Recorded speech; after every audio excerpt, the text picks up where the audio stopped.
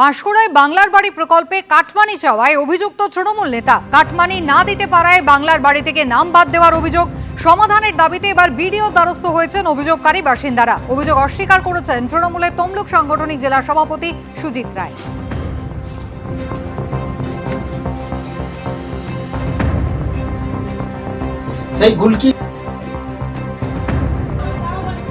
এবার যে খবরের দিকে নজর রাখবো, লালগোলায় হুমায়ুন কবিরের আত্মীয়ের স্কুল, বাড়ি, লজ বাজেয়াপ্ত। হুমায়ুন কবিরের মেয়ের শ্বশুর বাড়ির সম্পত্তি বাজেয়াপ্ত করার নির্দেশ। 10,73,75,000 সম্পত্তি বাজেয়াপ্ত করার নির্দেশ দেওয়া হয়েছে। এনডিপিএস মামলায় অভিযুক্ত হুমায়ুন কবিরের মেয়ের শ্বশুর ও তার ভাই। স্ক্যানারে হুমায়ুন আত্মীয়ের 14টি সম্পত্তি, 15টি ব্যাংক অ্যাকাউন্ট ও 2টি গাড়ি, মোট 10,73,75,000 সম্পত্তি বাজেয়াপ্ত করার নির্দেশ।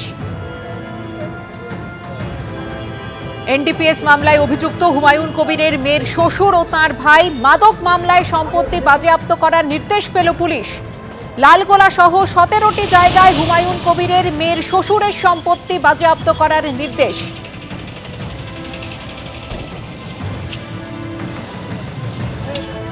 এ নিয়ে হুমায়ুন কবির গতকাল ঠিক কি জানিয়েছিলেন দেখুন। হুমায়ুন কবিরকে সরাসরি পলিটিক্যালি মোকাবেলা করতে পারছেন না রাজ্য সরকার বা পুলিশ মন্ত্রী মমতা বন্দ্যোপাধ্যায়। তিনার মুর্শিদাবাদের পুলিশ পিডির পুলিশ সুপার কে সানিরাজ সাহেব থাকতেই এটা 2 মাস আগে থেকেই চক্রান্ত। আমি যখন সাসপেন্ড হই তারপরে থেকে এর মোকাবেলা আমরা করব। আর কতদিন এই ক্ষমতা থাকে সেটাও আমরা দেখব। মুসলিম সমাজকে এটা আমি আরো বেশি করে বলবো যে আজকে মমতা ব্যানার্জি মুসলমানদের কি চোখে দেখে, কতটা প্রতিহিংসা পরায়ণ, এবং সরাসরি হুমায়ুন কবিরকে না পেয়ে মুর্শিদাবাদের পুলিশ পিডির পুলিশ এটা করতে দিন।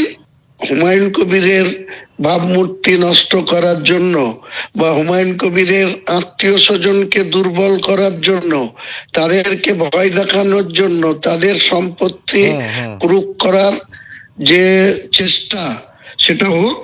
আইন আছে ভারতবর্ষের, জুডিশিয়াল আছে, জুডিশিয়ালের প্রতি আমাদের পূর্ণ আস্থা আছে। আগামী দিনে এসবের যোগ্য জবাব মমতা ব্যানার্জির পুলিশও পাবে, মমতা ব্যানার্জিও পাবে।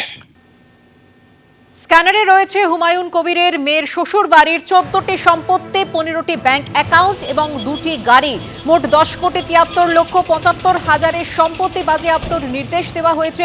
এনডিপিএস মামলায় অভিযুক্ত হুমায়ুন কবিরের মেয়ের শ্বশুর ও তার ভাই। মাদক মামলায় এই সম্পত্তি বাজেয়াপ্তর নির্দেশ পেল পুলিশ। রাজনৈতিক ষড়যন্ত্রের অভিযোগে সরব হয়েছেন সাসপেন্ডেড তৃণমূল নেতা হুমায়ুন কবির। আর এ নিয়ে পুলিশ সুপার কি বলছেন দেখুন। আমাদের সীমান্তবর্তী যে এলাকা আছে সেই সীমান্তবর্তী এলাকায় যে ড্রাগসের ব্যবসা করে যারা অর্থনৈতিকভাবে লাভবান হয়েছে এবং যারা সেখানে সেই টাকা দিয়ে যারা বিভিন্ন সম্পত্তি তৈরি করেছে, সেই সম্পত্তি তৈরি এবং ড্রাগসের বিরুদ্ধে আমরা 0 টলারেন্স অ্যাপ্লাই করছি। এবং সেখানে যারা যারা এই সমস্ত কাজে যুক্ত তাদের সমস্ত প্রপার্টি আমরা সিজ করে এবং গভর্নমেন্টের নির্দেশ অনুযায়ী ফ্রিজ করে তাদের নিলাম করা হবে। এবার তাদের এই অর্থ যদি অন্যভাবে ইউজ করে থাকে, এই সম্পত্তি ক্রয়ের সঙ্গে সঙ্গে কোনো সমাজের মধ্যে বিভেদ ছড়ানোর জন্য হতে পারে যে আদার্স কোনো পারপাসে ছড়ানোর জন্য হতে পারে, তাহলে সেক্ষেত্রে আমরা সমস্ত বিষয়ে খতিয়ে দেখব। আমরা total 14 number of property fridge করার অর্ডার পেয়েছি ইমুভেবল।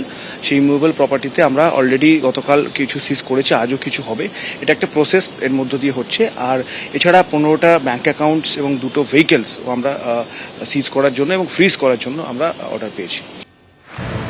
বাজেয়াপ্ত করার প্রক্রিয়া ইতিমধ্যে শুরু করা হয়েছে পুলিশের তরফে। পুলিশ সুপার তেমনটাই জানালেন এবং বিভাজন করার জন্য কোনো উদ্দেশ্য ছিল কিনা তাও খতিয়ে দেখা হবে জানিয়ে দিলেন পুলিশ সুপার। ইতিমধ্যেই রাজনৈতিক ষড়যন্ত্র করা হচ্ছে তার বিরুদ্ধে এই অভিযোগ তুলে সরব হয়েছেন হুমায়ুন কবির। লালগোলা সহ 17টি জায়গায় হুমায়ুন কবিরের মেয়ের শ্বশুরের সম্পত্তি বাজেয়াপ্ত করার নির্দেশ দেওয়া হয়েছে পুলিশকে। এনডিপিএস মামলায় অভিযুক্ত সাসপেন্ডেড তৃণমূল বিধায়কের মেয়ের শ্বশুর।